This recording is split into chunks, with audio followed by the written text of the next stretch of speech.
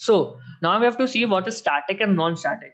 Static variable or method means that the variable slash method belongs to the class. So you लिख लो भी, write it down. By default, every member in Java is non-static. That is it belongs to the object. Clear? Now, what do I mean by static? So here I have two examples. Here I have two examples. Now, in the left example, you all can see that I created a class X. I have two variables inside it, int A and int B. I created three objects of class X: object A, object B, and object C. You all can see that I created three objects of class X. Object A, object B, and object C. When I created three objects of class X, then you all can see each object has A and B separate.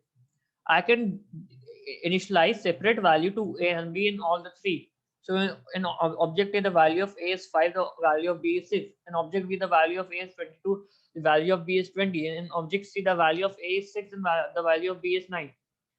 So in this case, each and every variable is non-static. Non-static means that each and every variable is unique to each object. Each and every variable or function is unique to each object. So you all can see that each and every variable, we had two variables, A and B are unique for each object. They are not the same.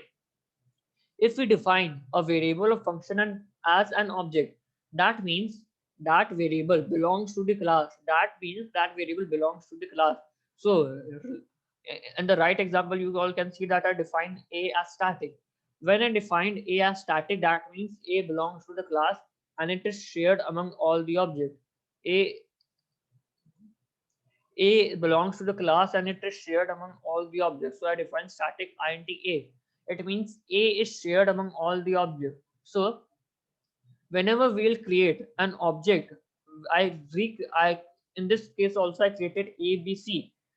A has A has the unique value of B only because B is non-static and A is static. Therefore, A has the value of A as 6, B has the value of B as 20, C has the value of B as 9. But A is static, therefore it is shared among all the objects. So A is static. You all can see that all three objects share one common property, that is A, because A belongs to the class. So A is static. It is shared among all the objects. Clear? In the definition that you all just wrote, you all wrote that static variable or method is a variable slash method that belongs to the class, not to any particular object. You all saw that A here belongs to the class and not to any particular object. That is, it is shared among all the objects. A was shared among all the objects. Take by default, every member in Java is non-static. Take okay. Second point. The third point here is non-static can access both static and non-static things, but static can only access static. To access non-static, we have to make use of objects. Write this down as a note. This is an important note.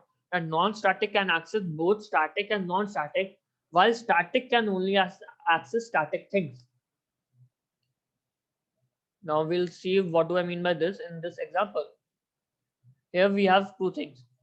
I have a class tiger. I have two functions inside it, void roar and static void eat. Like you can see that void eat is a static function.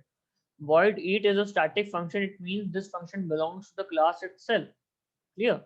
Now what I did, I created another an object of this class in another way in a main function tiger object, new tiger object. Now you all can see I called dot roar through the object because our main is static. You all can see our main is static. Static means, what do static tells us? That static can only access static. To access the non-static things, we have to make use of object, right? So our main is static, therefore it can't access non-static function and variables directly. A void roar function was non-static by default, therefore it can't access void roar directly. To access non-static things, we have to create object, right? So I created an object, tiger object, like you all can see, and I called the void roar function through the object. Clear? I also have a function void eat. Void eat is static. I right now told you that static can only access static, but non-static can access both static as well as non-static. So I called the dot eat function through the object, as well as I can call the dot eat function through the class name tiger dot eat, because our main function is static, therefore it can access the static function of another class. The static function of void eat, the void eat function was static, therefore main could directly access that function. But because the roar function was not static, therefore it can't directly access the main roar function. To access the roar function, we have to create an object. This is the difference between static and non-static variables or functions.